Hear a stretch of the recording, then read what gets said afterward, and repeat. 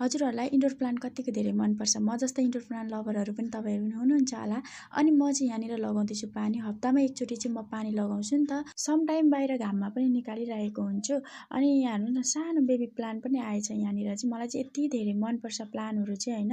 अनि यसलाई स्याहार्नु पनि धेरै गाह्रै पर्दैन नि त। अनि यहाँनिर चाहिँ मैले लकी ब्याम्बो पनि राखेको छु। सो अब चाहिँ भने म तपाईँहरूलाई मेरो सानो रुम देखाउन गइरहेको छु। तपाईँहरूलाई मैले भनेको थिएँ अगाडिको भिडियोमा मैले बेड कभर अनि सिरानी कभर अनि मैले पर्दा चाहिँ कस्तो ल्याएको छु भनेर देख्न सक्नुहुन्छ। पर्दा चाहिँ मैले लाइट पिङ्कमा ल्याएको छु। मलाई चाहिँ यस्तै कलरहरू मनपर्छ नि त, झालकझिले खासै मन पर्दैन। अनि यहाँनिर हेर्नुहोस् त bed cover, oh my god कति धेरै क्युट के, मलाई त जाने बित्तिकै मन परेको थियो।